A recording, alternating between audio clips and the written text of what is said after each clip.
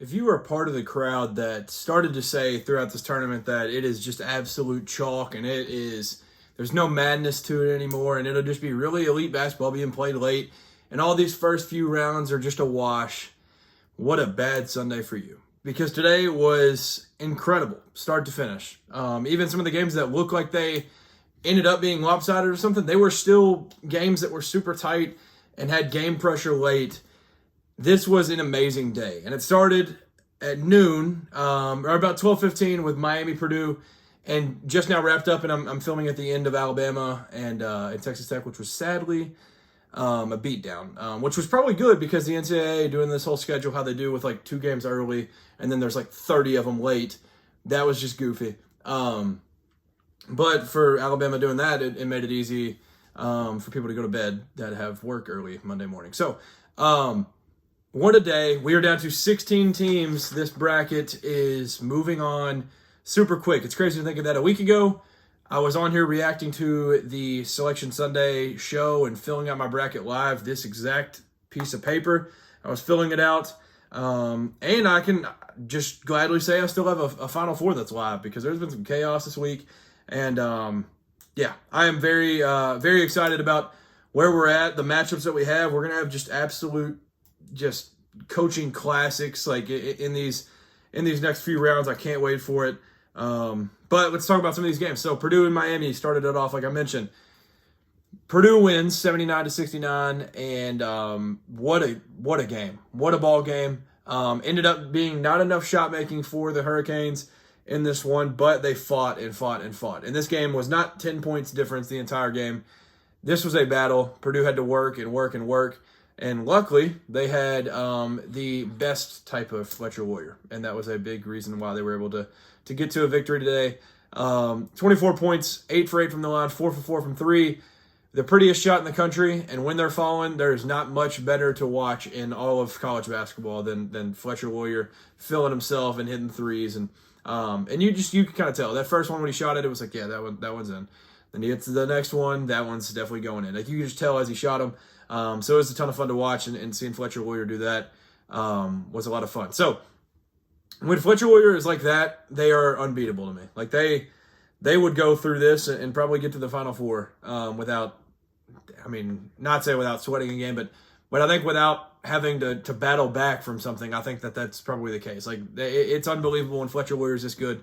It's a ton of fun. But really the big three, the trio that's been there forever, and the squad that they've had, TKR, Braden Smith, Fletcher Warrior, they all made huge plays late. And honestly, not a great Braden Smith game either. He had a lot of shots that I thought he will usually make that he missed. And 0 for 4 from 3, 3 for 12 from the field, and then he had 8 turnovers. It was unbelievable, which was a credit to Miami. Their defense and their pressure that they were able to bring, and just the heart and effort that they play with was able to disrupt things. And they definitely didn't make it easy on him, but his partner in crime and his backcourt partner, Fletcher Warrior, kind of carried the way. Trakoff and Wren also on one of those threes that Braden Smith missed late, had a huge rebound, a tough rebound, physical, to be able to get that rebound, get the timeout called and all that. Like he made big plays late. So down the stretch, it was those guys that were making these huge plays. But Miami did a ton, and they fought the entire time, had Purdue feeling legit game pressure. So that was obviously fun to see, because seeing this Purdue team under a little bit of pressure is fun. But Miami, it was a good run. They made a push. They took the lead at different times. They went into the half with the lead, and it was a lot of their older veteran guys that will unfortunately be gone. But those are the guys that paved the way for this game to be a battle. And Malik Renew against his old rival when he was a Hoosier, going out there playing 36. He was awesome. Ude was a lot of fun. Trey Donaldson, like I mentioned, he scored that big bucket there. They battled. They absolutely battled, and credit to Jay Lucas and his staff for being able to get this team to this point to where they're fighting in this game. And they win that Missouri game. They win a tournament game year one. That was awesome. Now, Miami in the previous 2 seasons before Jay Lucas, 22 wins combined, no tournament appearances. Miami this year, 26 wins and a tournament win. Jay Lucas did one heck of a job and So I'm very, very pleased and excited about what he's got going on. Now I'm kind of curious, and I hate to be that guy, but it has to always pop in your head. What's the next step? Like, Miami's not necessarily a destination job, which is a sad reality. Not everywhere is. And I'm curious because now there's 2 blue bloods that have hot seat head coaches, and one that is maybe hinting at a possible retirement in the near future that we've been speculating over for a little bit now. So I don't know. I don't know what the next step is, but he's a guy that's always moved up his whole career. So I don't know what the next step is, but I'm just very excited and encouraged about what he's got going on in Coral Gables, because it's a ton of fun to watch down there. But for Purdue, they're back in the Sweet 16 where they're supposed to be. And people talk about maybe they have an easy path or whatever. They still, Queens is obviously whatever, but Miami gave them a battle that was a tough one. And then they will now play Texas, who, I mean, they've got the dudes. Texas is definitely no slouch. So it's going to be fun to watch. I'm very excited. And it's just, I always will love watching this group and this squad be able to win these games and keep moving on. They're just easy to root for. As a non-biased like observer of Purdue, and I'm not an IU fan. I'm a Kentucky fan, so I don't really have a take on that squad. But man, like, it's got to the point that where it flipped almost back to where you're like, why can't they win a title? Why can't this team win a national championship? Which would be very, very crazy, because like what people have talked about, like when you go through these runs and stuff, people don't talk about like, oh well, this happened in this round, like, and then they get to play an 11 seed instead of a 6, and then they end up playing, like, say Arkansas beats Arizona or something, and then they played a 4, so then it was like, nobody thinks about all that. It's like, you won a national championship. Nobody's going to be like, well, they had that bad Big Ten run. It doesn't matter. If you make that type of run, then you're in this situation where everything else doesn't really matter, and you get to that point. So, I don't know where they are on the betting list and where they are gambling odds wise, but they're rolling again. I mean, scoring 79 with a team with this length and all that with Miami, a ton of fun to watch, and I'm excited to see how far they can go. Second game of the day, my Kentucky Wildcats against the Iowa State Cyclones. No Joshua Jefferson for the Cyclones. And maybe some of you are hate watching because you've heard that I'm a UK fan and you just want to see Cats fans be down, whatever it may be. But I appreciate you tuning in and getting to this point. So this game was, 82-63. Really, for most of the second half, never even close. This game was 30-23, Kentucky leading, with a bobbled rebound. I almost consider it possession because it felt like we had the ball. Up 7 with the ball with a minute 36 left off a Momcilovic miss. And you have the opportunity to go down, and if you can score there, like, UK had a 61.3% chance to win this game at this point, per ESPN analytics. And the game completely flipped on its head from that point on. From that point on, minute 36 left in the first half, 30-23, up 7, and you go down at half, 31-30. Complete collapse, 8-0 run in a minute 36 right there to end the half. And like I've always talked about, the middle 8 are the most important, the last 4 of the first half and the first 4 of the second half, and you completely crumbled in that situation. Down 1 at half, and everything fell apart from that point. A collapse I have never even seen in my life. Iowa State led for a total of 18 seconds in the first half. And look at how lopsided it ended up.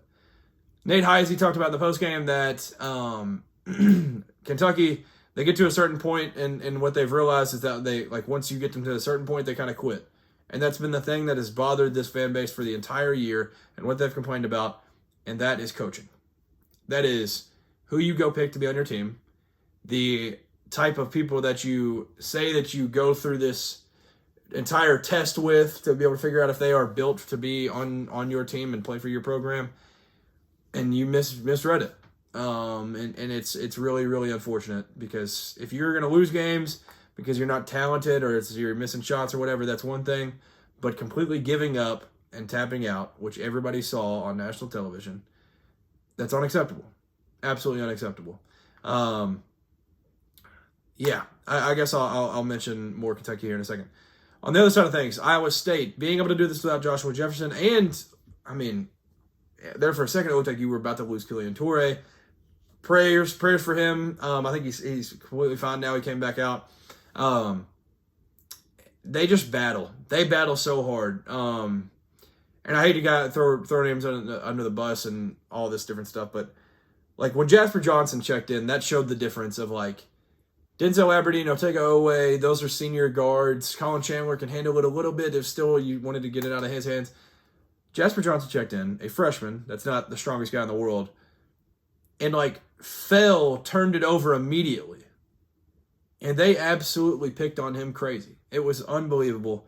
And that's just what they do. That's exactly what they do. I don't remember the exact Pope quote, but it was like he could go grab a bunch of people off the street and have them as a top 5 defense in a month.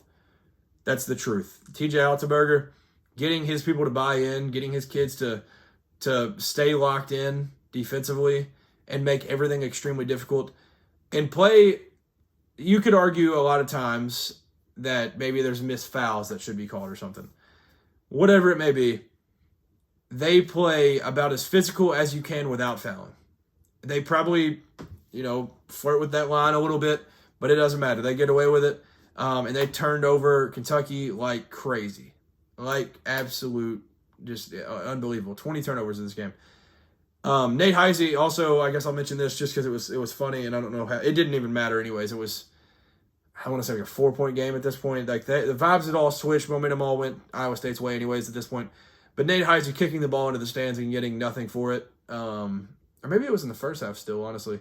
So it might have made an impact. I don't know. But yeah, Nate Heisey just kicks the ball into the stands and doesn't get anything called for it. I was stunned. But for his time being in there, though, filling the role of Joshua Jefferson and starting in this absence, I thought he played well. 12 points, 2 rebounds, 3 assists. I thought he did some good things. Knocked down 1 3. Obviously, you want to see him knock down a couple more, but getting hoisted into the starting lineup on basically a 2-day notice, yeah, I thought he did pretty well. Bateman did some good things defensively, just like their entire backcourt did.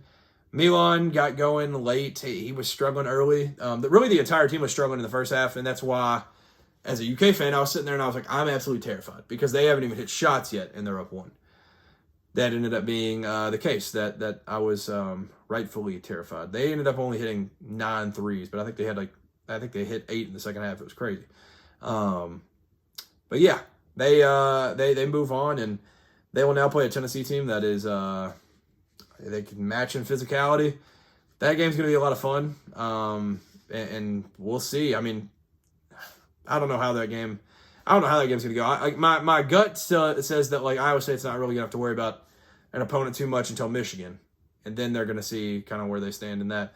But being able to do it without Joshua Jefferson was huge. Maybe you can get him back now with a few days off and having a few days until your next one. So,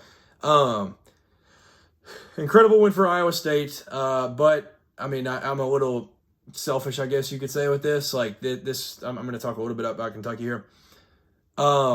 Largest tourney loss since 1972, which was Adolph Rupp's last year. Tied for the second most ever. Tied for the biggest loss ever, I guess, 19 points. And then 20 turnovers, like I mentioned, which was the most turnovers for Kentucky in an NCAA tournament game since 1993. So terrible stats, obviously, right there. And I've done this for a couple teams. There's only a few that I feel like are like you need to actually give it a grade and just kind of talk about that a little bit. The season grade for Mark Pope and this Kentucky team is an absolute F. Maybe not an F-, just because you went and beat Arkansas, you swept Tennessee, and you beat St. John's, and that's about it. Like other than that, really, really poor losses, really bad blowouts. You lost to Louisville. It's a bad year. Round of 32 is not cutting it, and that's exactly like round of 64 and round of 32 is exactly why we got rid of Cal. That's exactly the reason. So I'd give it an F. For BBN, I will say this was the only way that I think it could have been this ugly and this negative leaving this game. Once you had beaten Santa Clara, I thought we'll probably lose to Iowa State, Yes, we will probably lose. But if you don't get like blown out and you lose like a close one that you fight in and you just come up short in the end, I think the team, the fan base is going to be like, you know what, this is just kind of what the team was. Like it was just this, whatever. Let's move on, try to recorrect some things and just try to fix what went wrong this year with this roster construction and stuff.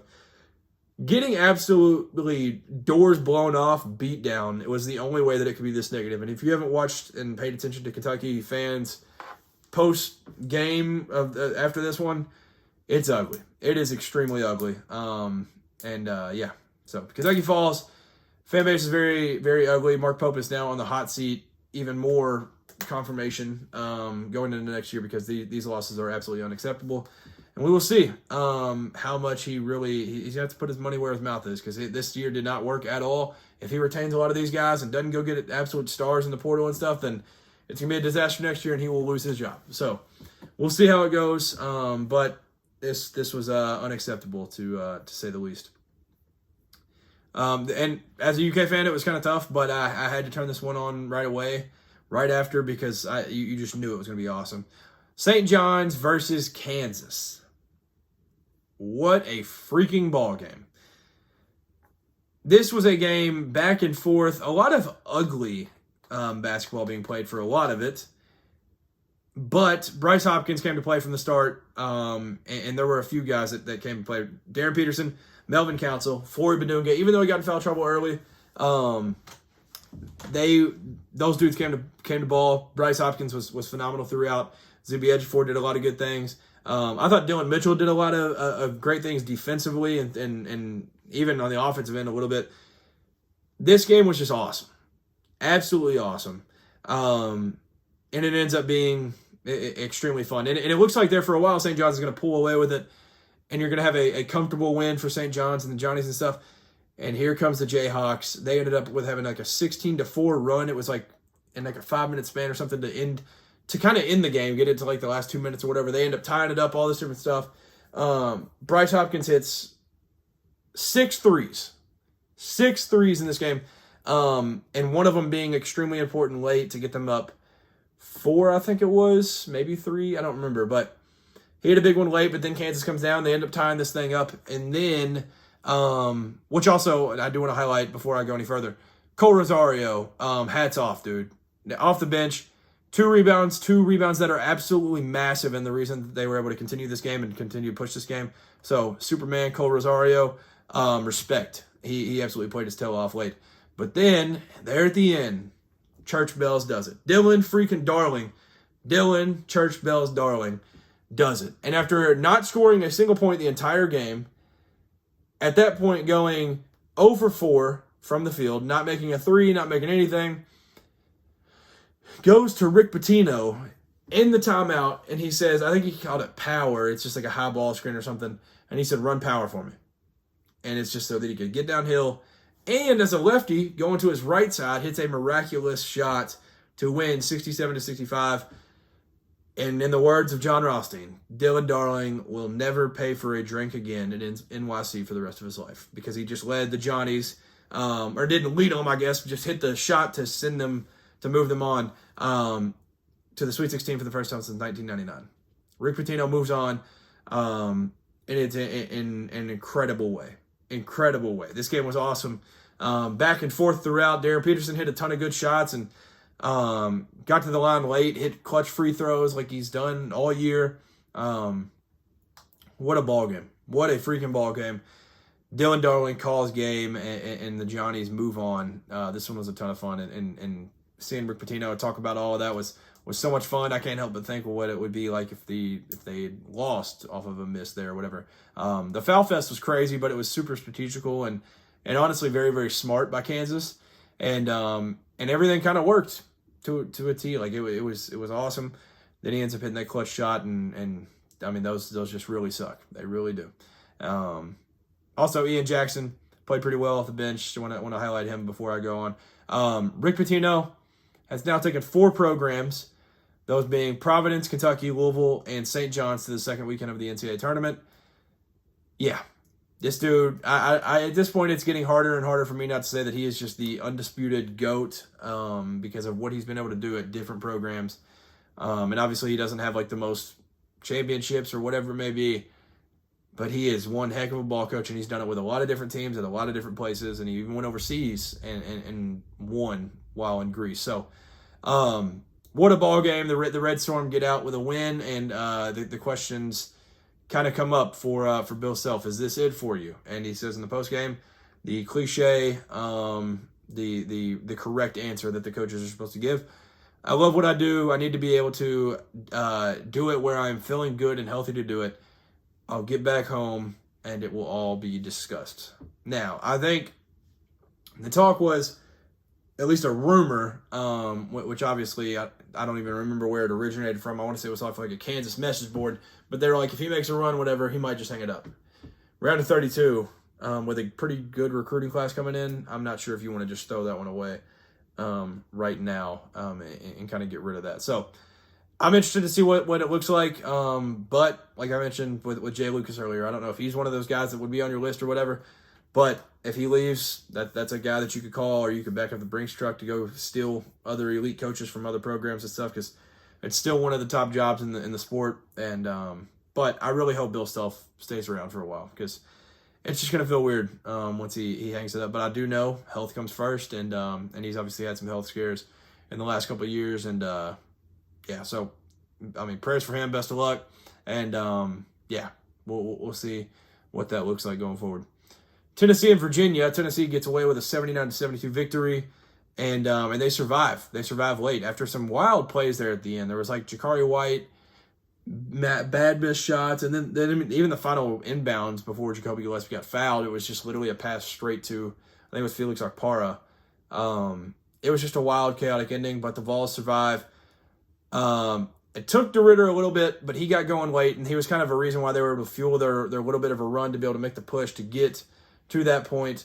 He finished with 22 and 5. He ended up being an absolute stud, and he did a lot of good things late to be able to keep him alive. Jakari White, I don't know if he used all his shots, but he went 2 for 9 from 3. It just wasn't enough, and had a lot of good looks, and they just did not fall. So I don't know. And it's not that all of it's on his shoulders, like some of these other dudes that played a ton, could have done a lot more. But unfortunate. But Ryan Odom, it was an incredible year, 30-6 overall, and nearly beat Duke in the ACC championship. Played a great game there. So, yeah, great season. Just came up a little bit short, and the Vols continue on, and now they've made 4 straight Sweet 16s. Great run by Rick Barnes. They're still trying to get to the Final Four. But Nate Ament, he had the massive block, had a bunch of tough buckets, did a lot of good things on both sides of the ball throughout this one. Jacoby Gillespie was doing his thing again, 3 for 5 from 3. Hopefully this is just a thing that he can carry on, because he balled out in that Miami, Ohio game, and he balled out in this one. He was awesome throughout this one. Bishop Boswell did some good things. JP Estrella, even through some foul trouble early, was able to provide and do a lot of good things in this one. And for Jacoby Gillespie, I mean, this is a kid that grew up in Greenville, Tennessee, grew up a UT fan, and now he's hitting like dagger free throws at the end of these games to be able to move this team on to the Sweet 16 and make a run with them. So that is a ton of fun to follow and see Jacoby Gillespie be able to kind of live out his dream. Florida and Iowa, the story of the day and the story of the tournament, because the first 1 seed goes down. And I wasn't the one saying like Iowa was going to beat Florida. I never said that. I didn't say Iowa or Clemson was going to beat Florida, but I did say Florida will be the first number 1 seed out. Called that. I was almost wrong, because Duke and Siena and Arizona and Utah State tonight was kind of crazy too. But yeah, Florida loses 73-72, and they tried to end it in, I guess, the modern analytically driven way, where it was basically if anybody but Bennett Starks got the ball, Florida was going to try to foul, and that's why they were pressing, when I was kind of confused on why they were going to press late. But throughout this game, Iowa mucked it up, played it slow, and it was a clash of styles and a collision where 2 different brands are mashing up and playing in a game that Iowa really dictated the tempo and everything. They made this just a slow down that was like 31-30 or something at half, or 33-31. I can't remember what it was. But it was crazy. They also matched Florida on rebounds, 27-27 in the rebound battle. That is the story of the game. They slowed it down and they matched them in rebounding. This is a Florida team that, I mean, similar to some of these other top dogs with Michigan and Arizona, like, they don't get out rebounded ever, really. They do not. But in this one, Iowa had enough shooting, and honestly, I hand up, because I said a lot of this year, this is Bennett Sturts and nobody else. There's nobody else outside of him. Tavion Banks had 20 points, 6 rebounds, and he made clutch buckets and got to the line and hit some free throws and did all, like, he was unbelievable. Cooper Koch, like, he hit 4 threes in this one. Alvaro Figueres, 14 points off the bench. They had plenty. They had plenty to be able to get it done tonight, and all these dudes ended up stepping up big time in these moments because Boogie Flan, Xavier Lee, these different guards for Florida were basically face guarding Bennett Starks to where he just couldn't even get the ball back, and they made everything extremely difficult. He still got some shots up because he's just too good of a player. He's going to be able to get some shots off, and he wasn't playing well because of how Florida had him rattled and stuff. 0 for 9 from 3, 5 for 16 from the field. But his teammates had his back. He did a lot of good things. He still made impacts on the offensive end and defensive end. He still had 5 rebounds, 5 assists. Still found his teammates and made a ton of good plays throughout. And then after the game, loved the post game. He said to give all the glory to God and everything. So there's not many guys outside of Kentucky that I've liked more and followed more this year than Bennett Sturts. He's an absolute star. A dude coming from D2 that's going to be probably a lottery pick now. That is a ton of fun. Bennett Starks, man. He's a stud. Iowa just made everything around the rim extremely, extremely tough, which Florida does also. So credit to them. I mean, they still made a ton of difficult shots at the rim and everything. But Ruben Chinyelu, this dude right here, this guy was the defensive player of the year, which he did have some good defense possessions. I remember there was a few where he'd get switched on to somebody and he'd guard him at the perimeter or he'd take somebody at the rim, whatever it may be. And he handled it pretty well. And this one, 0 points, 1 rebound. And this was a dude that people tried to compare to like Oscar Tshiebwe. That's just not going to cut it. Like, if you are a rebounding machine like he is, then you have to be able to get in there and dominate and be able to grab these boards. And he got in foul trouble and really was like unplayable at times. And they even had to go small at different times just to be able to try to figure out something. They went like 2 bigs when Isaiah Brown at the 3 instead of going like 3 bigs and keeping like hand locked and in or whatever it may be at the time. And they ended up falling short. It was just there wasn't enough. And I honestly would have thought, so Boogie Flan had a lot of his attention on the defensive side of things because he was incredible on the defensive end all night, I would say. Xavier Lee played a pretty good ball game. Like, part of the reason that I said they would not make the crazy run is like something like this would happen, and I thought it would maybe be against Houston, or at some point the guards play such a bad game that they're not able to get out of there with a win. Like, the bigs can't do enough to be able to carry the way. But that was not the case. Xavier Lee played a great game. 7 for 11 from the field and 3 for 6 from 3. 17 points. He was awesome throughout this one. And but they stun him. And on that final drive, on that final possession, they get it to Bennett Starts. Tommy Hawk steps up. Alvaro Figueres. Credit to him also, because, like I said, for Florida, Todd Golden said that they wanted to foul somebody that was not named Bennett Starts, because you're up 2 at that point. All that they can do is at the most tie it, and then you have the shot at the end to be able to win that game instead of them getting a shot off. But in that situation, I was with my buddy Jeremy, and he said, what do you think to do here? And I was like, well, you're the 9, so you got to go for the win. Like, you've got to go for the win. Like, being able to have this situation, you've got to be able to go for the win. Alvaro Figueres has the awareness and everything to be able to perfectly step just behind the line to be able to get a 3 off, and drills it. And after the stories and everything that they talked about through the game with his mother and his father and all this different stuff, man, it's hard not to root for those guys. And I'm glad he got to have this moment. And obviously the story of it after the game, because Todd Golden made it about him a little bit, was that he said that he should have been ejected, which I can completely get that argument. He did kind of throw a punch at Alex Condon. He did kind of do that. When they said it wasn't landed, so they gave him a flagrant 1 instead of upgrading it or whatever. I don't know. But that was so early in the game. It's not like you had many times to be aggravated about it throughout the game. Like now, just because he's the one that hit the game winner, that's why you want to cry about it in the postgame. Yeah, Todd Golden, man. He's the common denominator. We can put it that way. Every single like coach on coach fight that it's felt like we've had this year, it's been him involved in it, and he's got the bad part out of a lot of coaches. And yeah, he had some moments tonight that some clips came from. But yeah, Alex Condon, I mean, he played a pretty good game. He had 21, 5, and 7 assists. Like, good game. But I remember the play early in the first half where he had a missed dunk, got the rebound, airballed the putback. And it was one of those where you look at a 1-point victory right here, and you're like, well, you wish you can get that one back. Yeah, it was something else, man. They getting out of there with a win is awesome. And immediately what went through my mind was like, dang, dude, like Ben McCollum just wins. And shout out to Nick Bateman, college basketball guru. He said something to the effect of like, me watching Ben McCollum coach basketball it has to be what the teenage girls felt like watching Justin Bieber in 2010s. Completely agree. Like that just feels, he's so much fun to watch because he's such a good coach. And I was just like, this is exactly what was going through my mind. Charlie Donovan put it best. He said, winners win. Ben McCollum is 54-16 as a Division I head coach. He is 449 and 107 lifetime across his career, which is 81% winning percentage. Ben McCollum was coaching D2 2 years ago. He killed it there, killed it at Drake, killing it at Iowa. What a run. And now they become what is this? 1, 2, 3, 4, 5, 6, 7, 8, 9.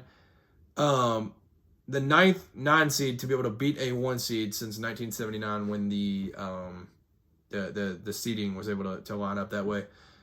Yeah, they are in exclusive territory. And I honestly thought it was going to be, I thought there was more than that, but maybe I'm just thinking because they like battle and surely there were some more throughout the years. But the first one since 2018 when Florida State beat Xavier. So great win for Iowa. And now we will officially not have a back-to-back champion. So that's a ton of fun to see at this point because, like, I mean, I didn't think Florida was going to do it, but there was always a chance because the way that they looked against Prairie View A&M literally had the coach on Prairie View A&M saying that they need help from the Lord.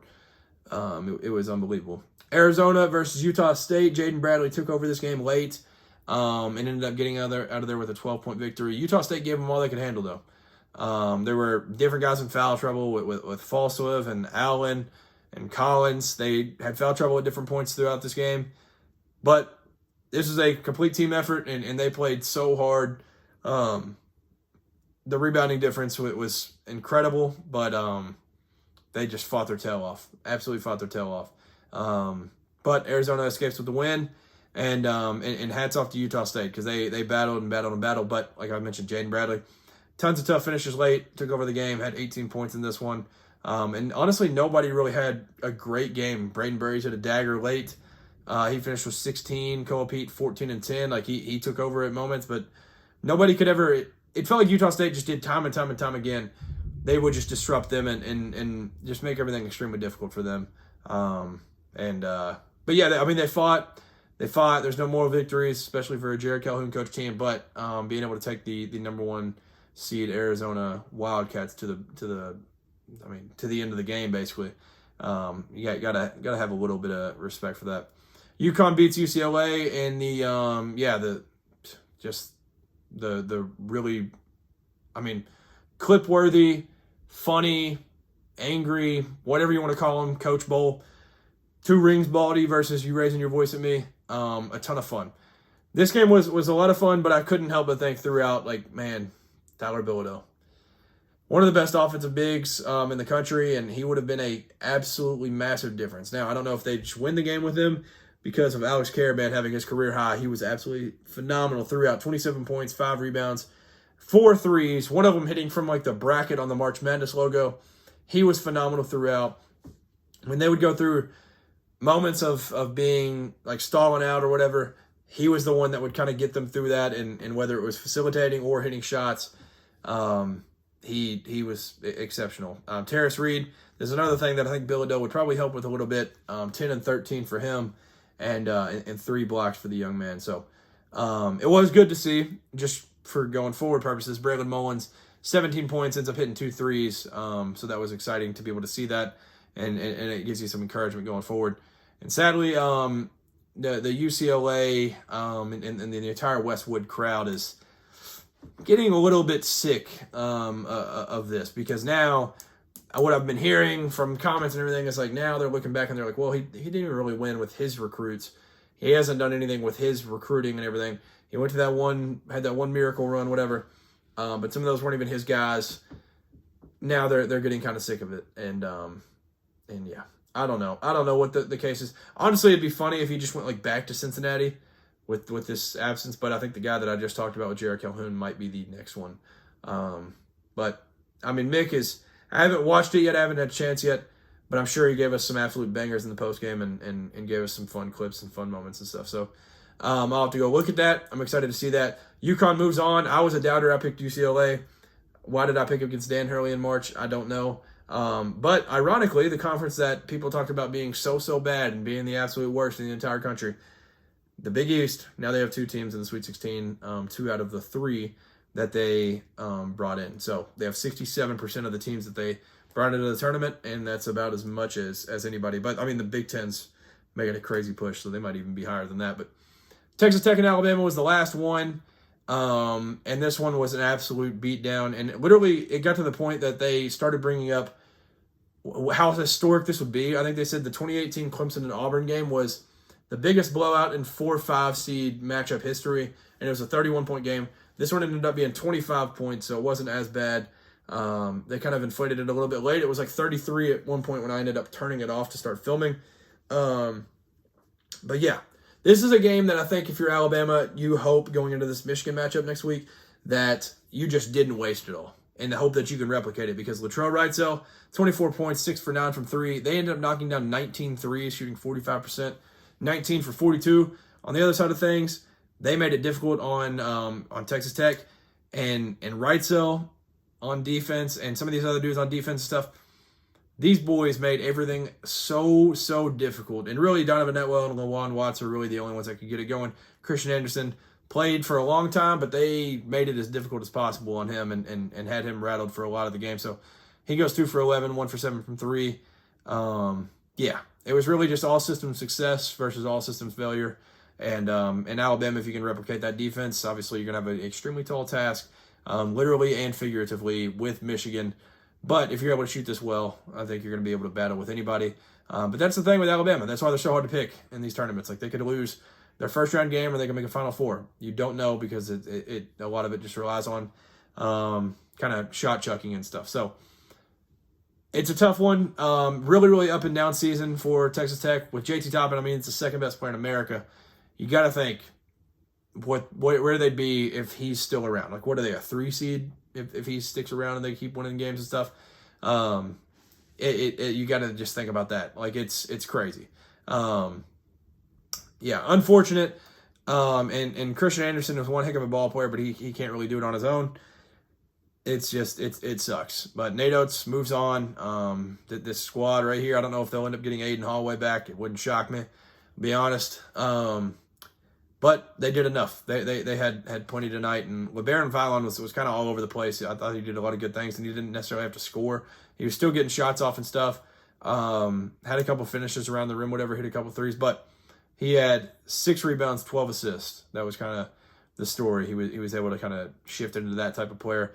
Houston Millette off the bench, 15 points, 5 for 7 from 3, 8 rebounds. If he can do anything remotely close to that, they're going to have a chance against Michigan.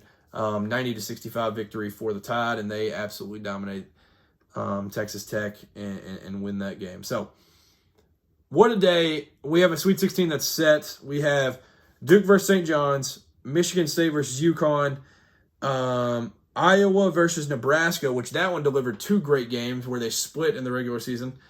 So the round 3 is going to be awesome. We have Illinois versus Houston. We have Arizona versus Arkansas. We have Texas versus Purdue, Michigan versus Alabama, Tennessee versus Iowa State. It is beautiful. And we are so blessed because we still have, we are honestly blessed to even have these guys in the sport. But then if you look at where they are, look at all these dudes and all these names that are in the Sweet 16 right now. Tom Izzo, John Calipari, Rick Pitino, Matt Painter, Kelvin Sampson, Dan Hurley, and the list can go on after that. Those are guys that have been around for a while, been around basically my whole life, it feels like. Dan Hurley's more recent than the rest of them, but these dudes have been around forever. A lot of them have won championships. A lot of them have won a whole lot of games. And for Tom Izzo and John Calipari, I was looking, they're moving, I think they're tied for 4th with Jim Boeheim in all-time NCAA tournament wins. So it's unbelievable. We get to watch these guys and watch them coach their teams, and a lot of these guys that didn't make their way through this new era and make their way into it and everything, and these guys have thugged it out, stuck around, adapted to it, and they're out here coaching some important ball late, which is a ton of fun. I think that will do it for this one. Talked a ton of ball. I talked a lot about Kentucky, so sorry if you got bored with that. You can comment below any questions, even if you want to be a little bit petty about Kentucky. Tough time right now. Tough topic, but a lot of fun. A great day of basketball. And honestly, if you're telling me I got to play the second game of the day for Kentucky and it goes that poorly, giving me all this elite ball after is a good way to try to counteract that. So thank you for tuning in. Make sure to comment any of your thoughts. If you think I'm wrong, right, whatever it may be, make sure to comment that. I always like comment back to you all. Thank you for tuning in. Make sure to subscribe, like. I will be back soon talking about all these games, talking about the entire tournament. Follow me through this journey, and that'll do it. Peace.